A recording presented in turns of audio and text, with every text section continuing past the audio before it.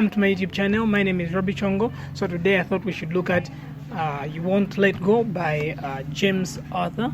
This song is actually a very catchy melody, very nice, and also it's actually easy to play. So first of all, you capo the third fret of your guitar so that it actually plays along to the actual recording pitch. If you want, you can always remove. It's the same thing that we're going to play here. You can always play it on the open and it will just play right fine. So the first chord that we're actually holding is the G chord. So that's the first chord. Then the second chord is, this is a D/F sharp chord. Then from that one we are going to the E. So this is actually an E. They call this E.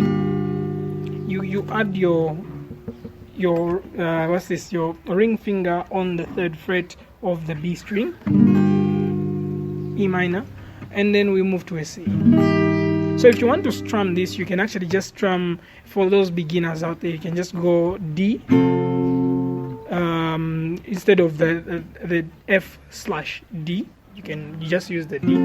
Then for that E minor that I was adding the ring finger there, you can just use your regular E minor, meaning you can just play it like this: G, then you go to a D, then E minor,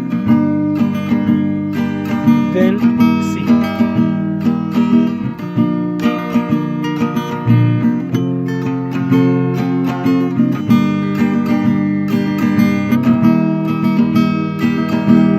Okay, so now that we have the chords right, we know what we're holding. So now let's just break it down. We do some kind of a shortcut so that we make it easy for us to pluck the whole thing.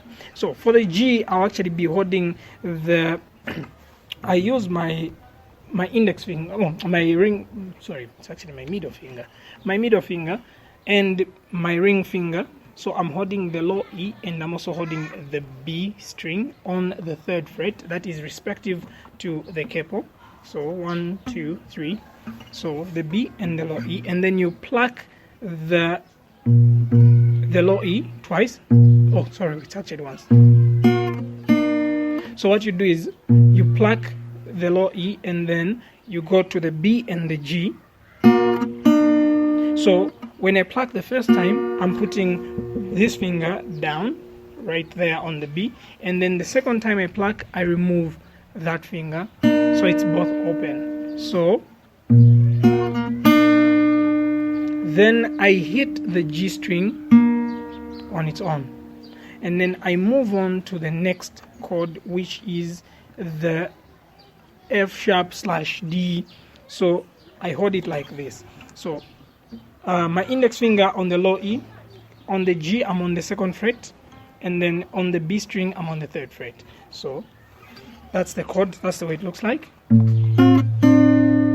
So the same thing, so when I pluck the low E, I actually hit the B and the G, and then the second time I actually pluck them, I remove my ring finger from the B, and then I go to the next chord, which is the E.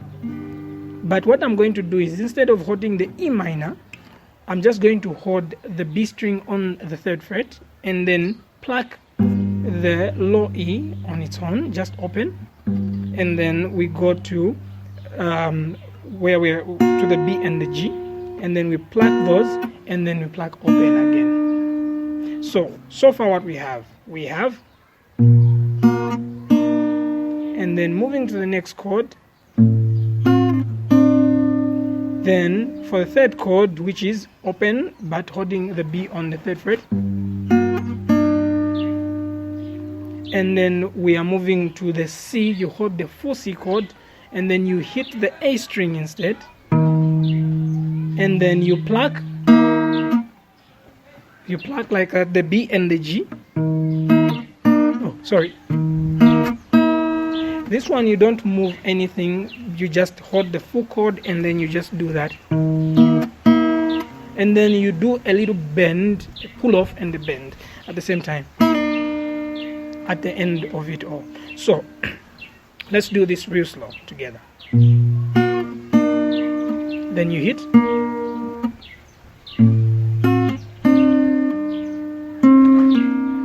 So this one I didn't explain. So on the second part, when you're actually moving from the F/D, when you hit, you pluck, and then you hit it without the ring finger, you actually do a bend and pull off on the G,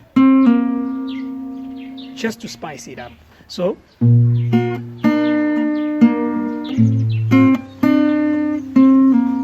and then we go to that E, so which is the open, just holding the B on the 3rd fret. So this one will hit the G open, and then we go to a C, and then that little bend and pull off. So all together.